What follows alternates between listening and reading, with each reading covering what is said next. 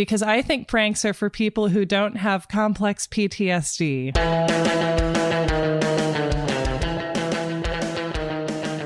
Hello, dear listeners. It is I, Chelsey Weber-Smith, host of American Hysteria and God's favorite Flim Flam man, here to bring you a special episode I did last year with the podcast You're Wrong About, in which Sarah Marshall and I swapped stories about some of our favorite modern and historical hoaxes and pranks in honor of April Fool's Day.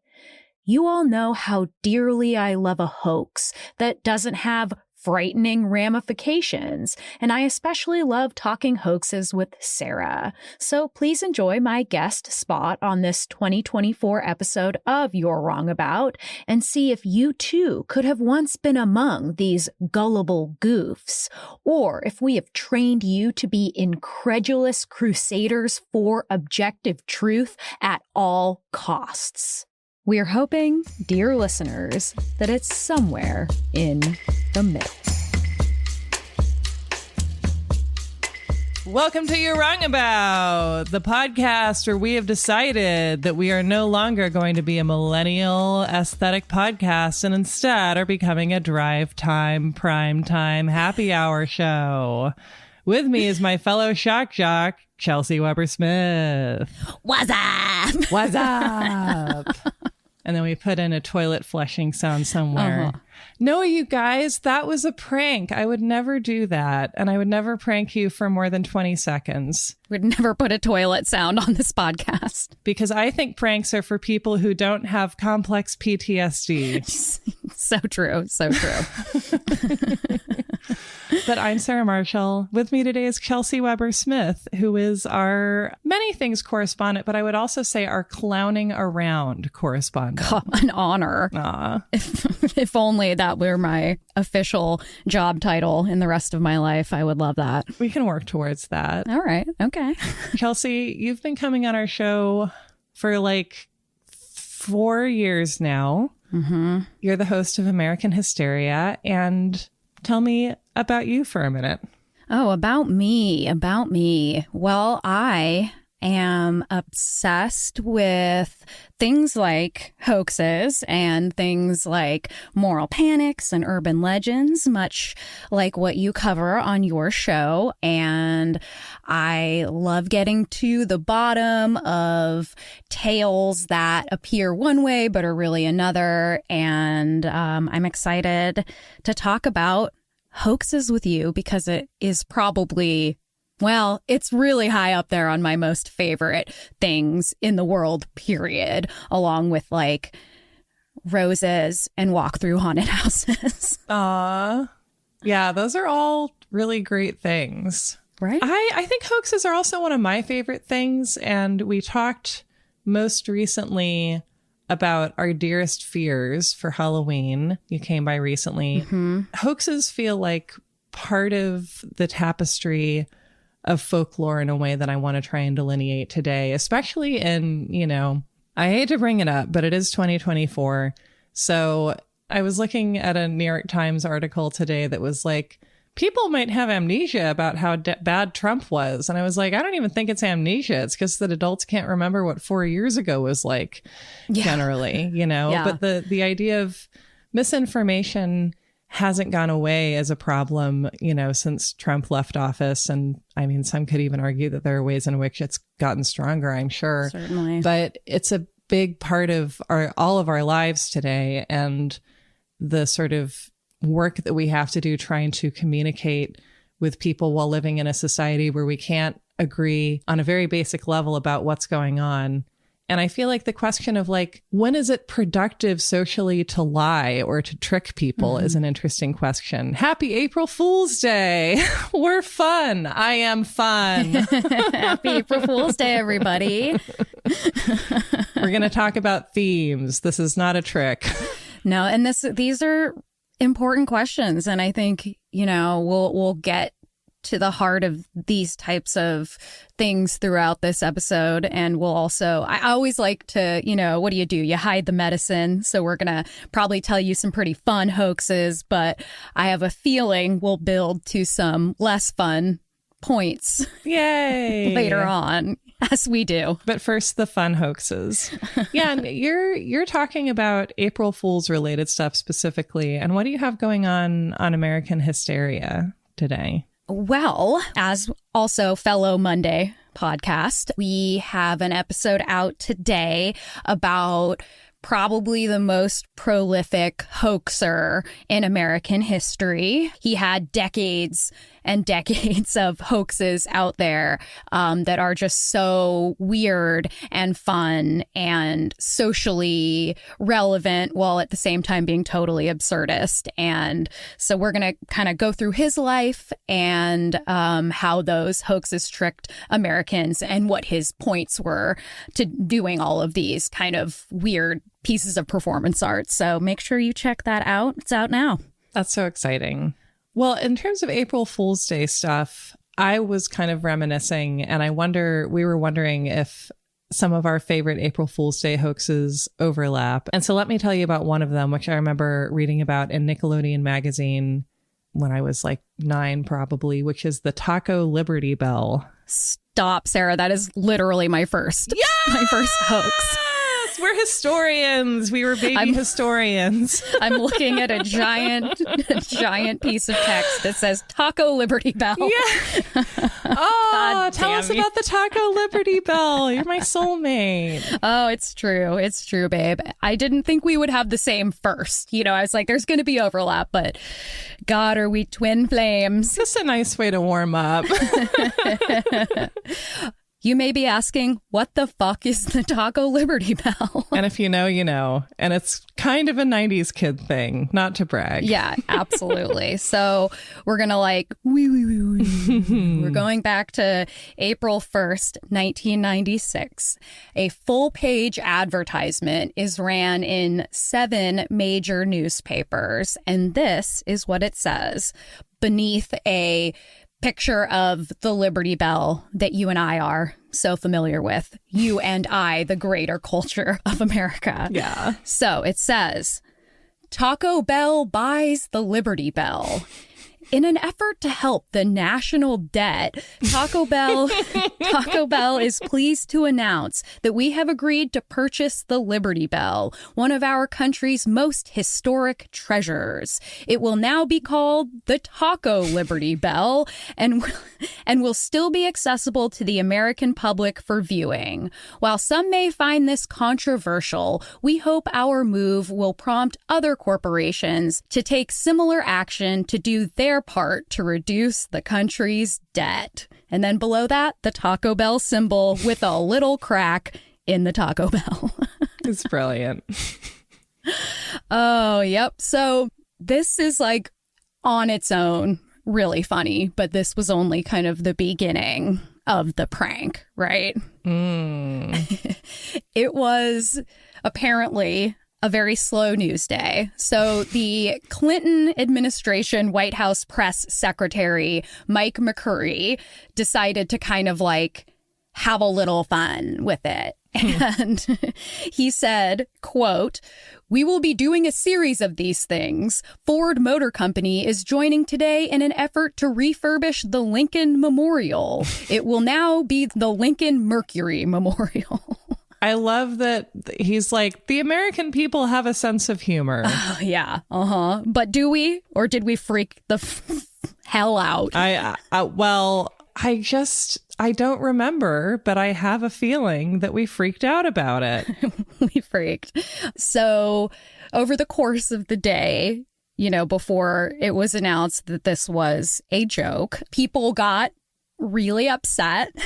They were very, very, very angry that such an important symbol of something we can't remember, but we're sure it was important. I have no idea why the Liberty Bell is historically significant. I just know it's a big deal. It's a big fucking bell. I'm happy we have it, even if I don't know what it did. Let's see what the hell it was, because I don't know either. I have gone on record saying it's big. So yeah, we should probably get deeper.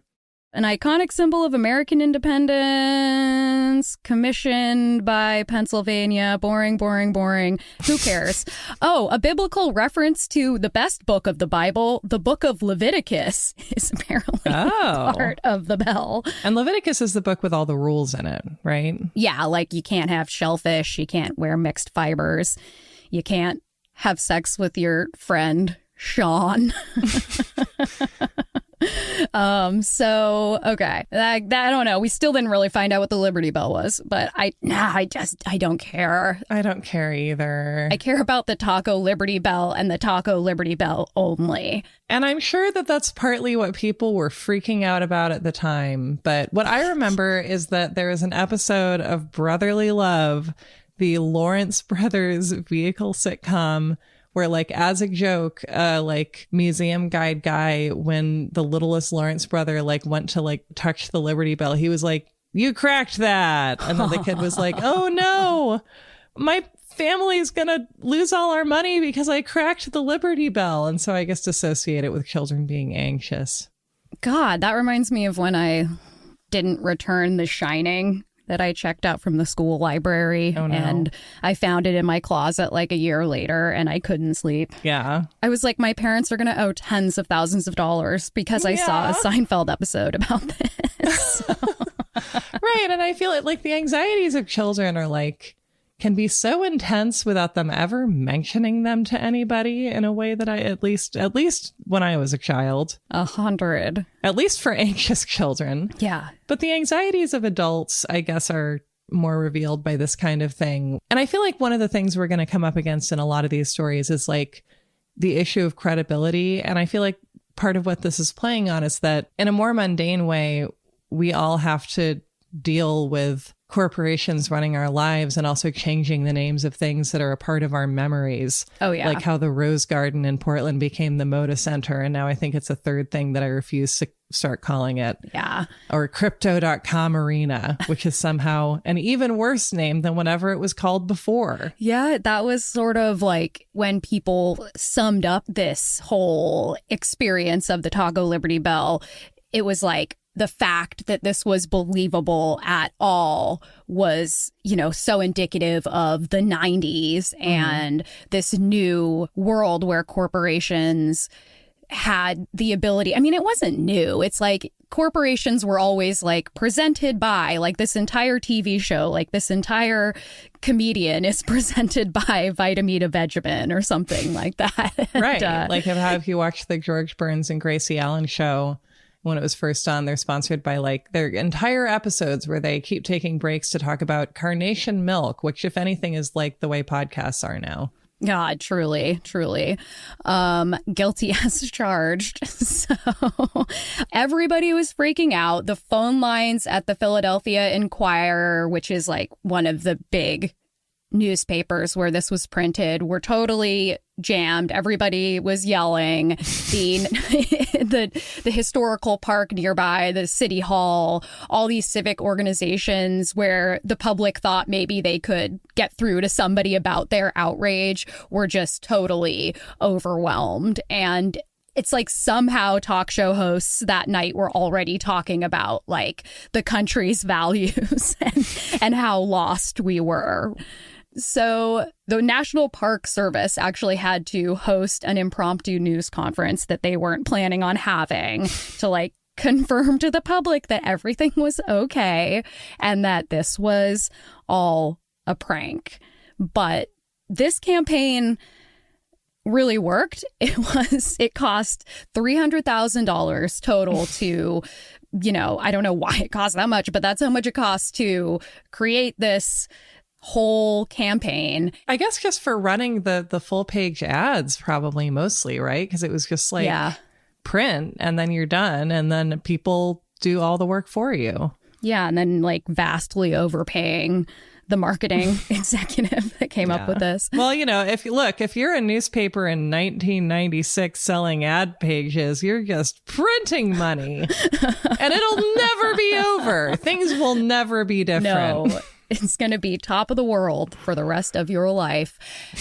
But they made over the next 2 days more than $1 million more than they had typically been making. So it was a massive success. Well, it makes sense, right? Because if everyone is talking about Taco Bell and all you hear is Taco Bell, Taco Bell, Taco Bell, some number of people, including myself, are going to be like, I could really eat one of those Mexican pizzas right now. Yeah. Or if you're like, that was funny, I'm going to go get some Taco Bell because it is funny. Like, I think it's funny. Or you're like, I'm so angry that it's making me hungry for Taco Bell. Yeah. Maybe I can eat them to death. So that was, I mean, that's pretty much the whole story. You know, that was really like it. And then it took like a few weeks for people to fully adjust to the fact that it wasn't true, of course. That was a beautiful moment, a pure moment in 1996, it feels like. And yeah, I'm so happy we had the same first hoax. There are many hoaxes we could have chosen. Aww. More after this. And now, back to the show. This feels to me like a great example of an April Fool's Day prank / hoax. For one thing, it's using a joke to point out something that is in a way very credible and to kind of cause people, well, maybe not reflect, but to at least in some way think and talk about the way that the world is changing around them. And it's not so different there are some art pieces that are essentially just pranks in that way. Yeah. And I mean, there's a weird irony to the fact that it is a kind of social, corporate, capitalistic, like a commentary. Yeah. But it is still by a corporation. So it's like meta in a way. If it were true, not that I have a lot of love for the Liberty Bell, but I don't have a lot of love for things being renamed other things that sound stupid. So like, what is it? Climate Pledge Arena in Seattle. Oh, God. Because, right, it's like, it's very nice to pledge to do things for the climate. I make little climate pledges all the time, but it's sort of like an arena calling itself Shut Up, I'm Sorry, Leave Me Alone Arena. Yeah, it hurts. Tell me another April Fool's Day hoax or prank that you want to talk about. Okay, I think you're going to really like this one if you don't know it already.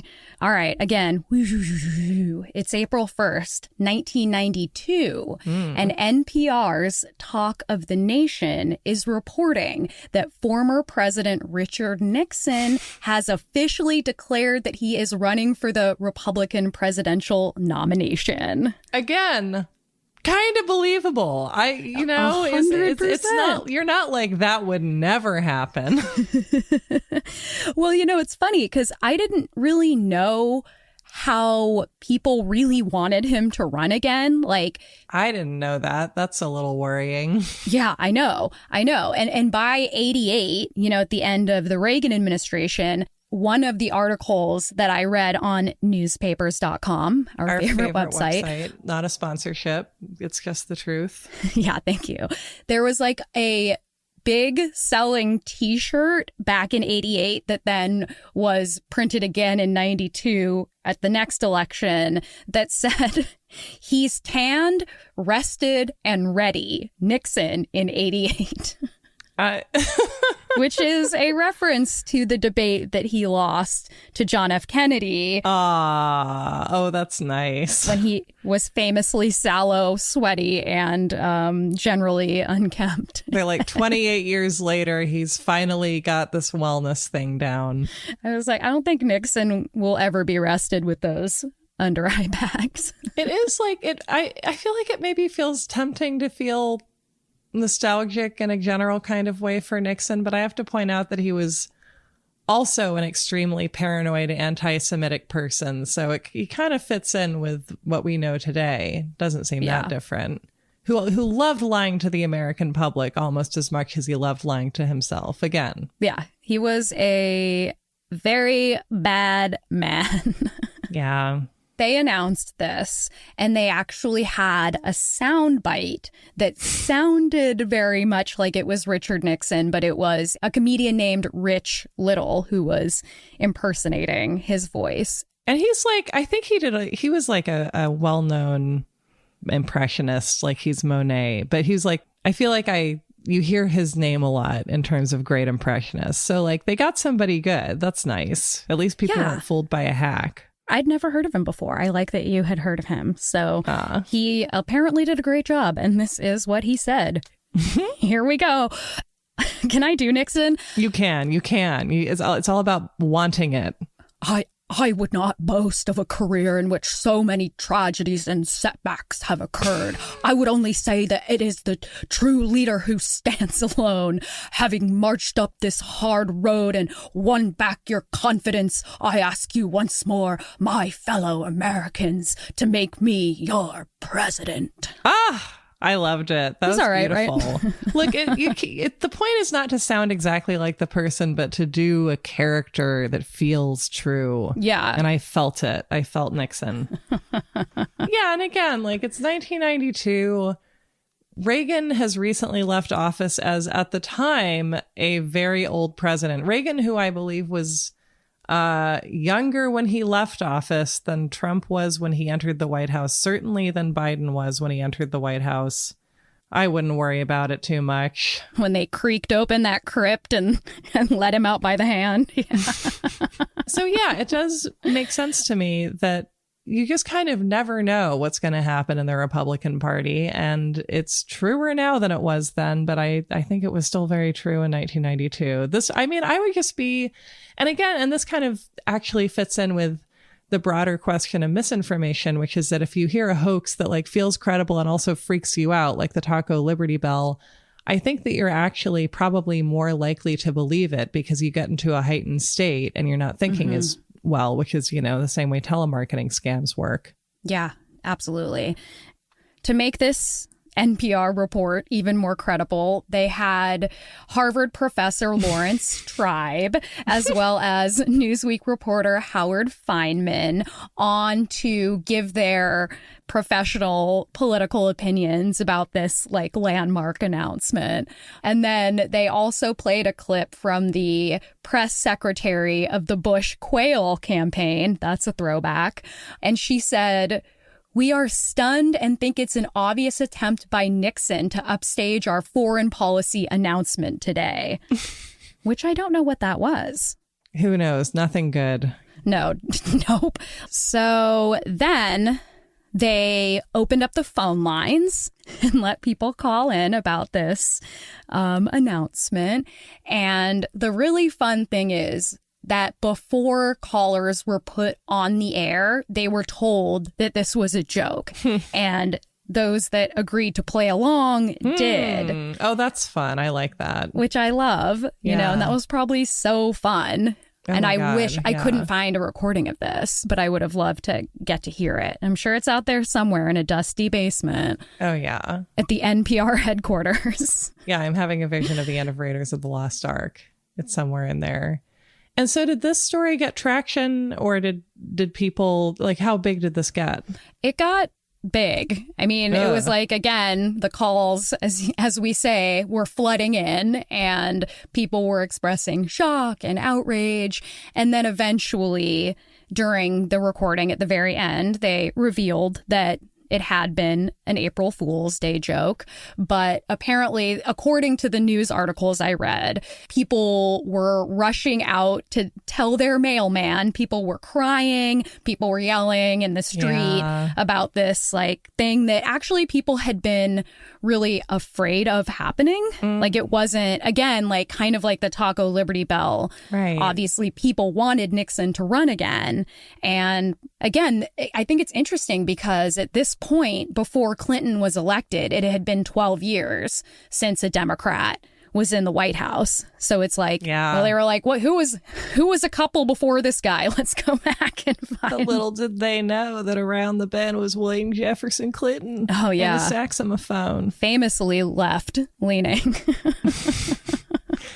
You can have a liberal in the White House as long as he's a bona fide sex pest. God, Sarah, that's kind of hot. Like, it's kind of sexy when you act like Bill Clinton. I don't know what that means, but I gotta work this into my like drag king cabaret show because I also have a Sean Connery. So wow, yeah, the Night of 1,000 Toxic Men. Write in, people, if you want to see Sarah Marshall do Bill Clinton in drag. But what song would I lip sync to? On a self-addressed stamped envelope. You would just do a saxophone lip sync. Right. I would. I would do Baker Street. That's what I would do. And it took a while for people to, again, like adjust to the fact that it was a joke, but eventually it calmed down. And I think this is a pretty good one. And also it feels like it's a prank because there's some element of like, oh no, this is a disaster. And then the relief of being de-hoaxed. And that's sort of a prank for fun, maybe, is one where, or a prank. What is a prank? What is a prank alongside the definition of a hoax? Because I would say maybe at this moment that pranks are a variety of hoax, but one that is at least allegedly intended to be in good humor. To me, a prank is like shorter lasting than a hoax and like less in depth, but I do think that a prank generally doesn't have the same like attempt at some kind of either commentary or deception, like, because a hoax can also be propaganda, right? I think, right? Like a hoax, as we have seen recently, especially, there's been a lot of misinformation in the political arena recently. These stories being told that are not true, and then those are being used to justify like horrific things that are happening. And so I think like when you have a prank, I think pranks can be really mean-spirited. Oh yeah, especially when frat boys do them. Yeah, when blonde YouTubers do them. Oh my God. They're really similar, but I do think a hoax has much farther reaching implications than a prank does, whether positive or negative. Right. Well, and then, I was thinking about what is a hoax and what isn't a hoax, right? Because it isn't just a lie necessarily. Many lies are just lies, and they're intended to be deceptive, and there isn't some kind of deeper meaning behind them, and you're not expected to complete the experience when you learn the truth. You're just ideally supposed to never know what really happened. And so in terms of defining hoaxes, I find that interesting, right? Because some of the things that get defined as hoaxes, I'm actually not sure if by my own definition, I would call them that. Because, for example, you have something like Clifford Irving writing a fake autobiography of Howard Hughes is a famous example, where he was actually able to secure a $650,000 advance for publishing and serializing what he claimed to be an as told to autobiography of Howard Hughes, where he essentially was Hughes's ghostwriter. And it was on the verge of publication when Howard Hughes was forced to make a statement and say that he didn't know and had never met Clifford Irving, who then actually went to prison for a time, and who said that it was a hoax. And so it's called a hoax. There's a movie made about it called The Hoax, starring Richard Gere. But like, is it a hoax if your intent is to deceive people and then never undeceive them? Yeah, that's a good question. And I mean, in terms of misinformation and propaganda meant to inspire war and meant to inspire destruction and death and murder, that also feels connected to monster hoaxes, right? Because we have our harmless cryptids, Bigfoot and his friends, who are kind of exist through folklore, which is meant to kind of explain mechanical failures or to sort of express some of the realities of, in the case of the original Bigfoot stories of people working in the timber industry. But then you have the stories that a society will tell in order to, just as we did at the start of the War on Terror, when we allegedly had information about Saddam Hussein possessing weapons of mass destruction, the goal is to deceive a God-fearing people and then never undeceive them. Right. So yeah, I think that hoaxes can exist with the hope that they are never uncovered. Yeah. Well, and under Nixon, we had the idea of the domino effect, right? Which we get to hear about from Baby's sister in Dirty Dancing. But the idea that we have to go to war in Vietnam as the United States and to stay in a war beyond the point of it being potentially winnable because we have to stop the spread of communism. Yeah. And that being the particular piece of, I would say, misinformation that's selling that war at that time. And yeah, if you look at any war, there's inevitably a pattern of propagandas and hoaxes and misinformation. And I think, yeah, you can't have a war without hoaxes, really. No, absolutely not. And you can't have one because hoaxes exist to completely dehumanize a population by making them out to be monstrous, right? So it's like you're going to tell the worst stories that you can possibly think of so that you have the justification to act however you would want to, under the pretense of being on the defense, right? It's like this is common. It happens in every war. And it's arguably sort of the vehicle that carries the war. That's why, I love hoaxes so much, but they also scare me so deeply. Well, yeah, and they're frequently, and more broadly within folklore about what we desire and what we fear. Yeah. And one of the best ways to get a person by the short hairs and keep their attention is to talk to them about what they fear.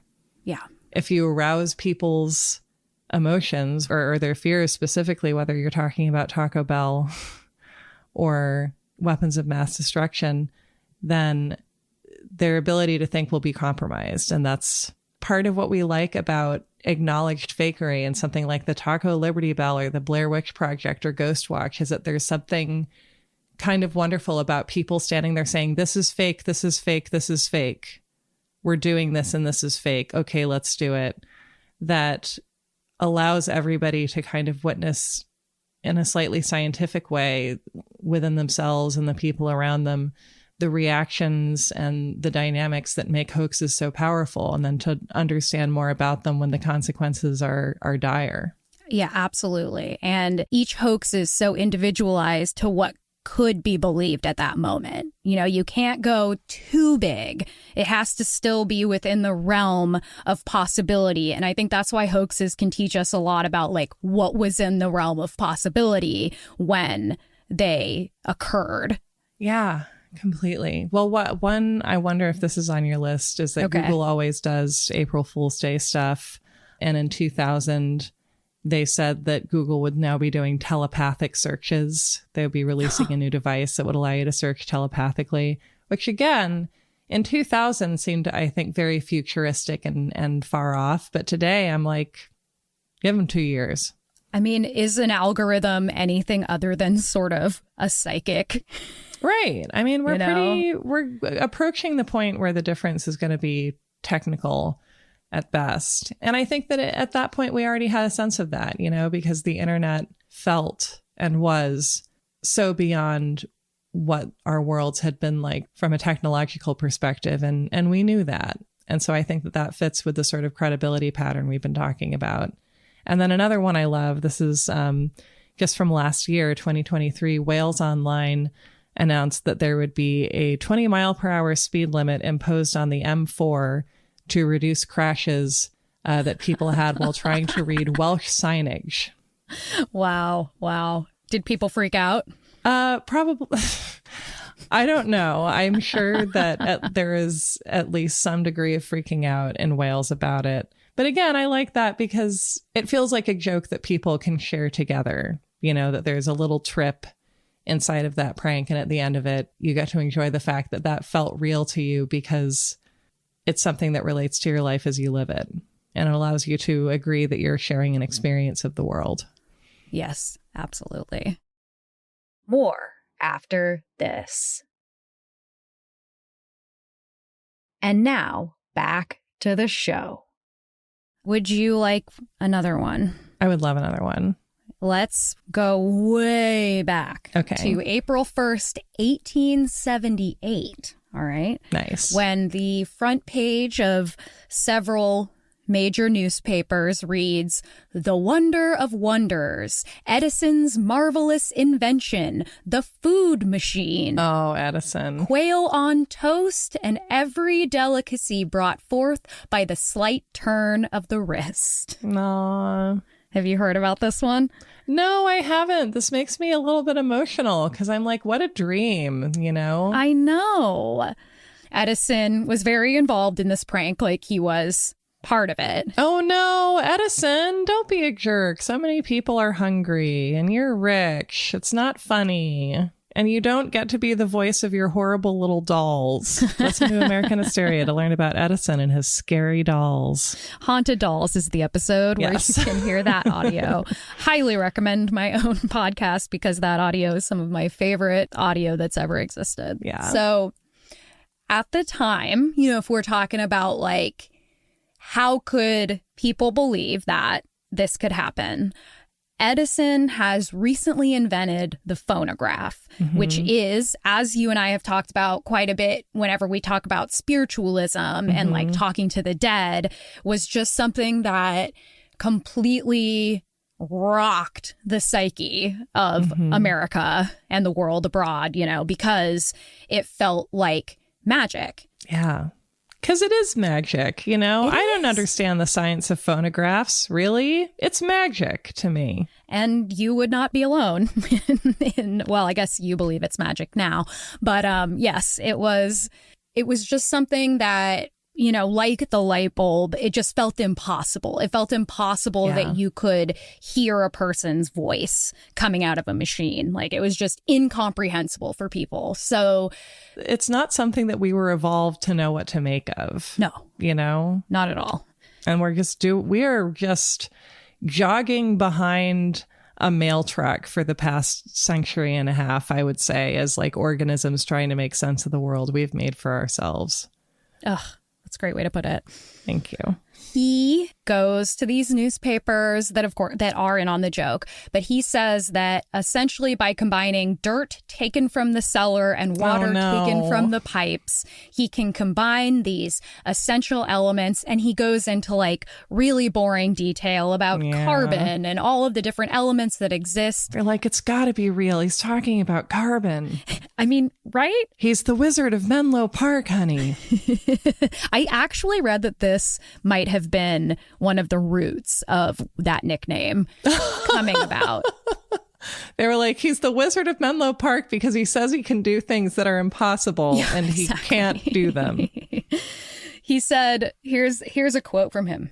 "All of our food comes primarily from the earth. The plants and fruits we eat come from moist ground, and the animals we eat live on the plants or other animals which the plants have kept alive." Can't argue with that. So all the food comes from the elements that are stored up in the earth, air, and water. You can eat a grain of wheat, for instance. The wheat is mainly composed of a few simple gases and salts, blah, blah, blah, blah, blah. So he, you know. At this point, I know you've stopped listening, blah, blah, blah, blah, blah. Yeah, exactly. I won't keep going.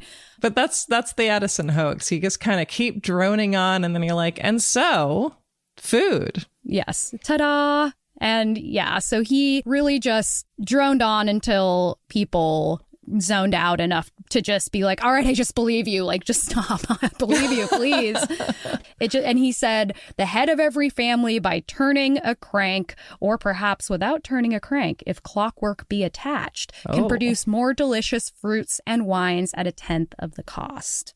That Amanda Seyfried show about Theranos should have opened with just an unexplained 7-minute long vignette telling this story.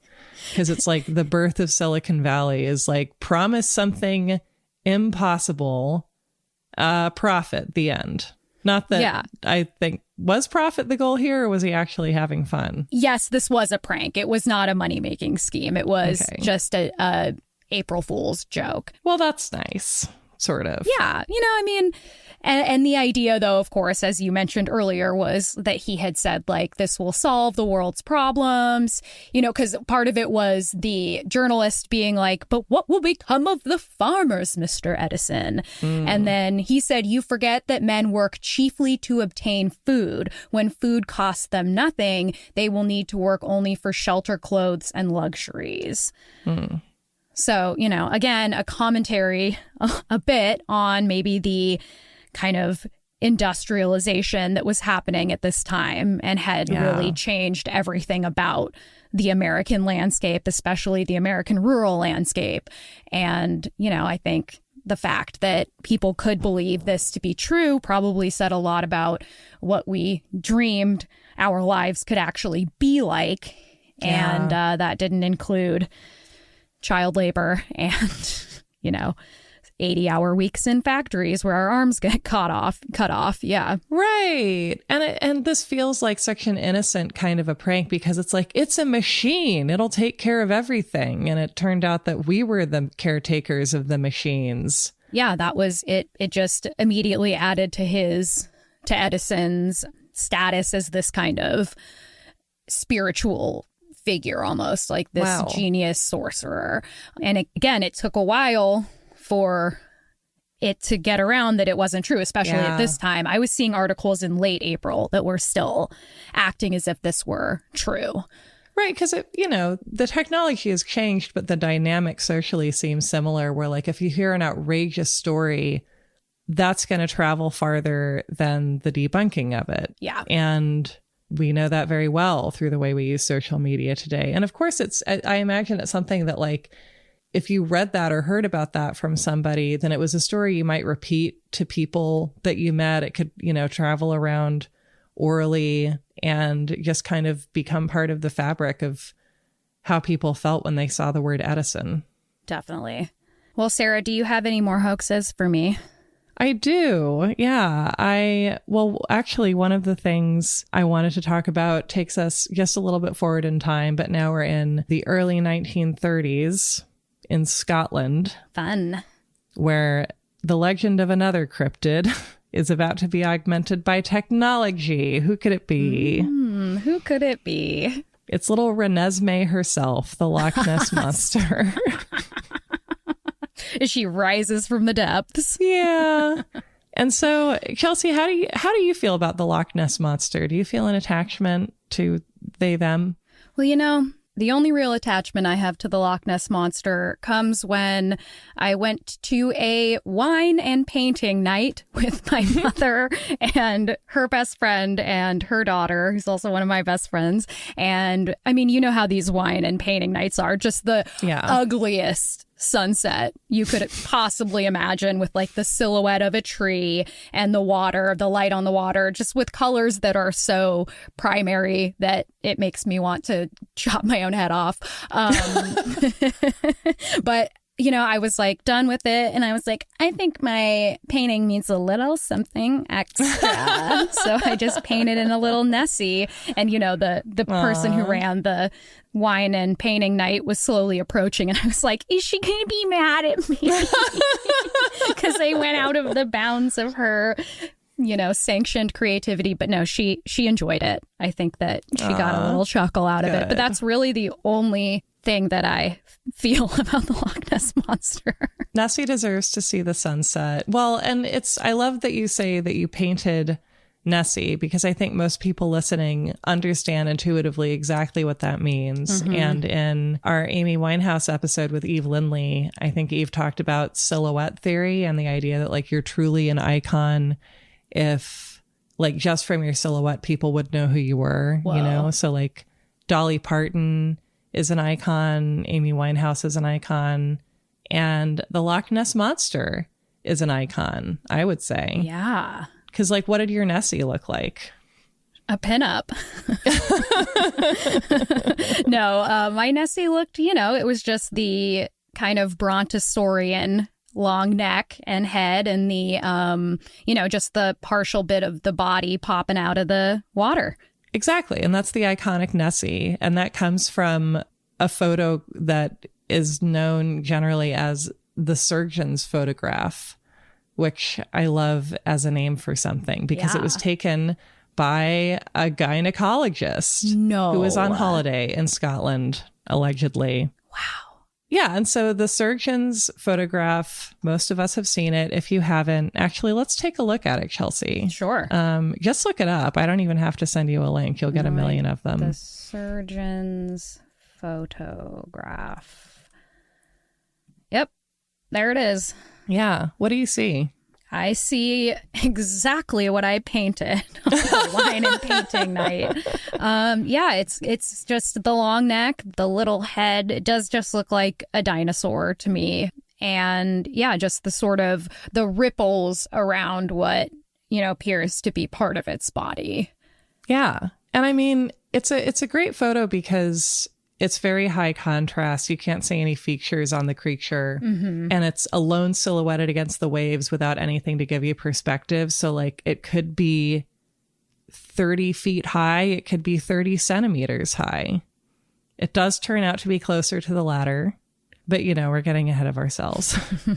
So the surgeon's photograph is printed in the Daily Mail, which we all know is an unimpeachable news source, in April 1934. Wow. And it's at the crest of a wave of recent Nessie sightings that actually have been building, because in May of 1933, a woman named Aldi McKay says that she sees a creature that is rolling around like a whale in the water while she and her husband are driving next to Loch Ness. Wow. And so a couple months after that report, we have what's called the Spicer letter. We have the surgeon's photograph and the Spicer letter.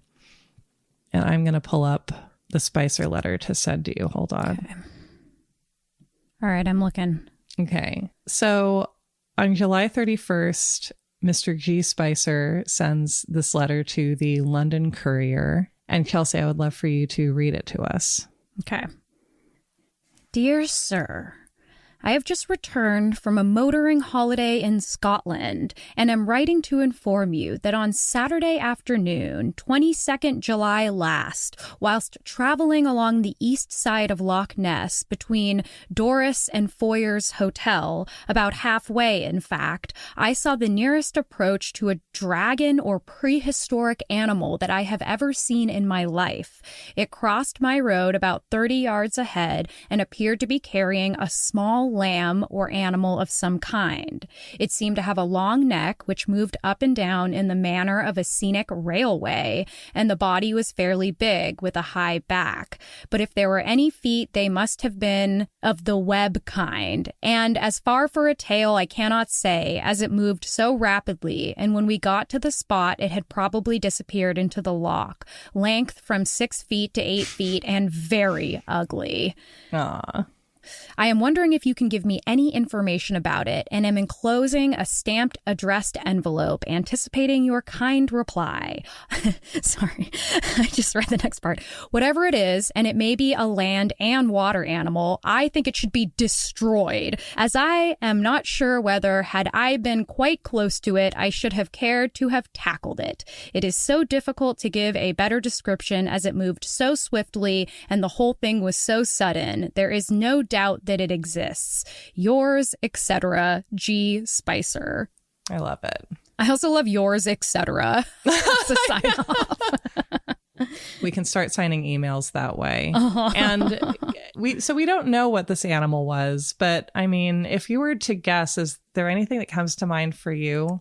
Long neck. I mean, I don't know, like a fucking giraffe, like a big fucked up giraffe. One of your fears? That would be terrible. Yeah. Well, some have theorized, just based on some of the other aspects of the description, that it was a river otter.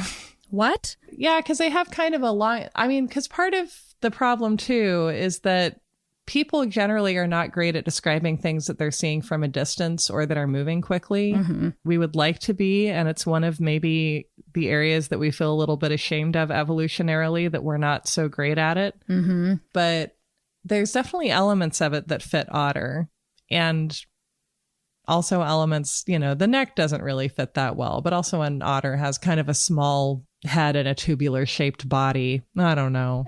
I take issue with this because not only is an otter not 6 feet to 8 feet, but is also not very ugly. I know. I that's very true. He didn't say it was very cute and had little whiskers, did he? So, you know. Yeah. No, and eats little shells on its tummy and holds hands. Although I hear that they're very mean.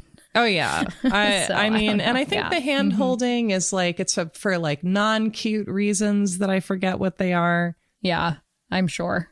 Yeah. Anthropomorphizing animals is only going to embarrassingly show us how we want to make everything we love more like ourselves in the end. But otters are sick in a good way. Now, Sarah, do people generally believe that this Loch Ness monster is one dinosaur that has survived or whatever, or that there are like several of them that continue to like breed? I mean, again, because we don't have any in custody. Famously, yeah. There's a lot of people in either camp, but there's a great Jean McPhee piece called Pieces of the Frame, which is in a collection of the same title, where he goes to a Loch Ness Monster research center and talks to somebody who believes that there's a population of Loch Ness monsters in there, that there's a whole community of them, and that this is a population as yet undiscovered by science. And actually, let me read you a little bit from that article. Okay. With the exception of one report recorded in the 6th century, which said that the monster, fitting the description of the contemporary creatures in the lake, had killed a man in a single bite, there have been no other examples of savagery on its part. To the contrary, its sensitivity to people seems to be acute, and it keeps a wide margin between itself and mankind. In all likelihood, it feeds on fish, and particularly on eels, of which there are millions in the lake. Loch Ness is unparalleled in eel fishing circles and has drawn commercial eel fishermen from all over the United Kingdom. The monster has been observed with its neck bent down in the water like a swan feeding. When the creatures die, they apparently settle into the 700-foot floor of the lake, where the temperature is always 42 degrees Fahrenheit, so cold that the lake is known for never giving up its dead. Loch Ness never freezes despite its high latitude, so if the creature breathes air, as has seemed apparent from the reports of observers who have watched its mouth rhythmically opening and closing, it does not lose access to the surface in winter. It clearly prefers the smooth, sun-baked waterscapes of summer, however, for it seems to love to bask in the sun, like an upturned boat, slowly rolling, plunging, squirming around with what can only be taken as pleasure. By observers' reports, the creature has 2 pairs of lateral flippers, and when it swims off, tail thrashing, it leaves behind it a wake as impressive as the wake of a small warship. When it dives from a still position, it inexplicably goes down without leaving a bubble. When it dives as it swims, it leaves on the surface a churning signature of foam. Huh, beautiful. Yeah, I love that description. And this is a piece that is, kind of describing Nessie as if she were as real as any other creature, which, to be clear, I'm going to de-hoax you in a minute, so I'm sorry. But describing an entire community of people who have shaped their lives around Nessie and, a cryptid who people are reporting sightings of all the time, which is a fascinating thing. And just thinking about, like, how many times, maybe this is a problem I have more than other people, but when somebody like gives you binoculars or something, or when you don't have binoculars and they're like pointing at something on the horizon or like in a forest and they're like, do you see that tree I'm pointing at? They're like, see that thing I mean? And you're like, I'm trying to see the thing you mean. And then you see so many things that like could be the thing they mean. You're like, is that the thing they mean? Mm-hmm. And then when you really see it, you're like, oh no, that's the thing they mean. But when you're looking for something, everything looks like something sometimes, especially if it's like the surface of a loch with waves and sun glancing off of it and foam and other living creatures. And I wonder if there is, because the way that was describing Nessie felt almost spiritual in its like gentleness. Like, could we believe that something this big and mysterious could still be like gentle and playful? It feels sort of like there's something there. And I wonder, do you know anything about whether there are people who feel spiritually connected to the Loch Ness monster? I don't specifically, but I mean, let me try and read you a quote from one of the Nessie hunters. Okay. Let's see. I shouldn't say hunter. That's too aggressive. One of the Nessie searchers. So this is a guy named Clem Lister Skelton. Sorry. And McPhee writes, That I is know. a name and a half. Okay. Skelton drank some more tea and refilled a cup he had given me. I must know what it is, he went on. I shall never rest peacefully until I know what it is. Some of the largest creatures in the world are out there, and we can't name them. It may take 10 years, but we're going to identify the genus. Most people are not as fanatical as I, but I would like to see this through to the end, if I don't get too broke first. And that's not spiritual, exactly. But to me, that does express something about what cryptids bring out even in me, and definitely me as a kid watching all these History Channel specials about Nessie that were like 45 minutes of padding of like the surgeon's photograph. Yeah. Is she real? Is she not? Who knows?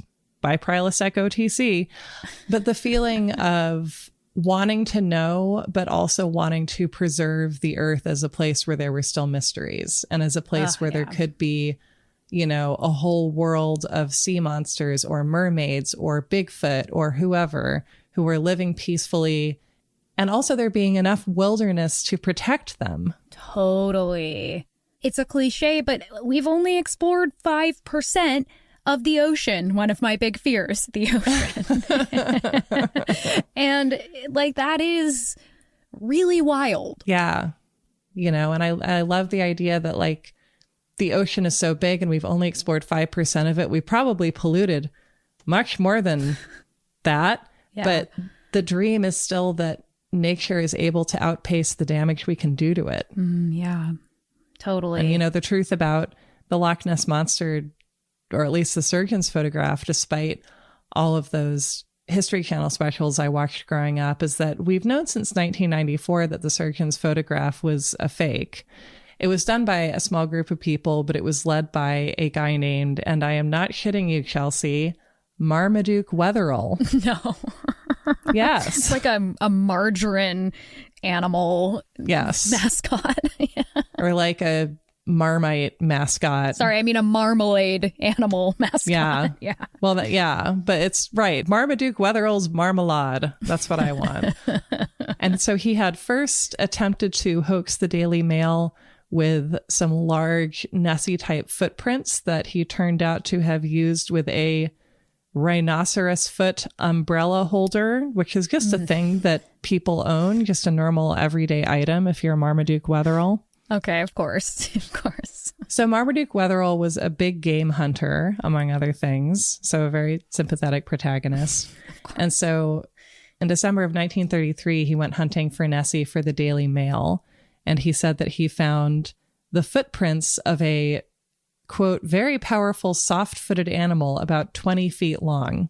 And these were actually examined by the Natural History Museum, and they determined that it looked like a hippopotamus foot, which you'd think would be hard to come by in Scotland. But if you're a big game hunter, you actually would be rather likely to have one around for decorative purposes, because that's very normal and nice to have, which, you know, big game hunting is strange and disgusting, but also hippopotamuses are actually very dangerous. And I just want to point that out, if nothing else. Don't fuck with hippopotami. No, they're very, very, very scary. Almost as mean as an otter, I've heard. And bigger. And so after this, Marmaduke Wetherell drafts his son Ian and Ian's stepbrother, a sculptor named Christian Sperling, to build a model monster, which he does. And this is quoting a New York Times article from 1994 that reports all this. Quote, "The monster in the photograph was a bogus 12-inch high model made from plastic wood and a toy submarine purchased for 2 shillings 6pence in Woolworths in Richmond, a London suburb, 2 researchers say." But yeah, it's like you could, and maybe still where it exists, get anything there, including a little submarine, which you can then modify. And then all you have to do is take it to just a shallow bit of the loch and take some photos. And that's what they did. Wow. And they stabilized it with a little bit of lead on the bottom. Wow. And then they all got lead poisoning. Wow. I mean, it's that easy. You know, it's funny because I don't think that I knew that it had been thoroughly debunked. That's the thing. Like, you have to go looking for that information. The History Channel is not going to eat its own lunch by being like, in these debunked photos that everyone has known were fake for 30 years. Yeah. You have to kind of kick the ball down the road. Same as with the Shroud of Turin. Right. Yeah. And so then Colonel Robert Wilson is just the front man for this. And he's the one who submits the photographs and says that he was there, I think, on a fishing trip and took these photos after his friend noticed the monster and said, "My God, it's the monster." It's a quote. And Colonel Wilson gets in on it because he loves a prank. And all this is confirmed by Christian Sperling at the age of about 90 when all this comes to light. Wow. And the surgeon's photograph was debunked in 1994 by researchers named David Martin and Alistair Boyd. Go look up how they did it. It's very interesting. And it involves newspapers.com type research, as most things do. But yeah, and I think that there's something appropriate about the fact that this has been public knowledge for about as long as we've been alive. But like, we grew up not knowing or caring, and we were cryptid kids. Mm-hmm. Absolutely.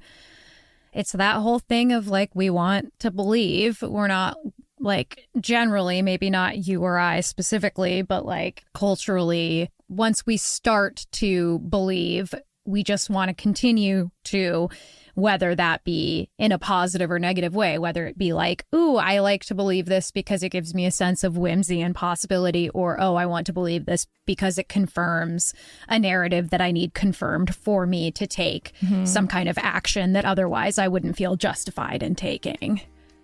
Maybe part of what we have to work with is that as humans, we are irrational creatures for the most part, who are able to use reason to some extent, but not as a given and not all the time and not always for everyone.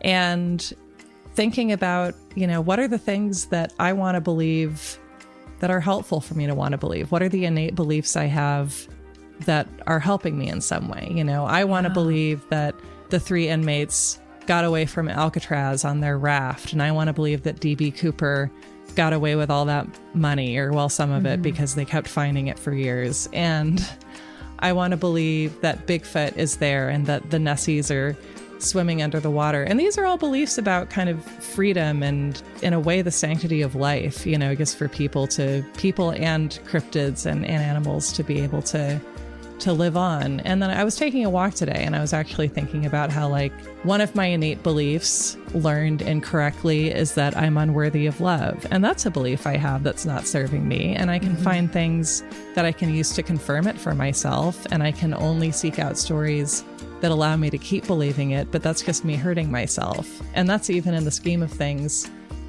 not that worrying a belief, because it's not about how I need to kill anybody else. Sarah, it's a hoax.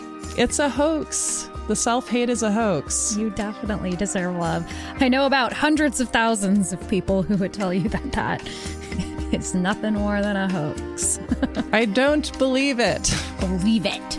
Okay. Just come over and have a slumber party and we'll make you believe it with some sweet treats and watching movies from the 80s. Yep. This was You're Wrong About and American Hysteria. I hope you enjoyed this episode. And of course, you can listen to You're Wrong About wherever you get your podcasts. If you want to support American Hysteria and get more of our show, you can head to patreon.com/American Hysteria or subscribe on Apple Plus, and you'll get ad-free episodes as well as bonus content, like the other podcast I do with our producer Miranda called Hysteria Home Companion, where we tell you stories related to the topics that we're covering and stories we know that you'll love. That's patreon.com/American Hysteria or subscribe on Apple Plus. Come and join the community. You can also leave us a message on our Urban Legends hotline at AmericanHysteria.com about a tale that you remember from growing up or even one you've heard recently, and we might do an entire investigation about it. It's AmericanHysteria.com, and you can also pick up some of our merch while you're there. This episode was produced by Carolyn Kendrick of You're Wrong About, and American Hysteria's producer is Miranda Zickler. Thanks, as always, for listening, and maybe for the sake of radical joy, you can fit in just one teeny tiny little innocent prank sometime soon. Have a great week.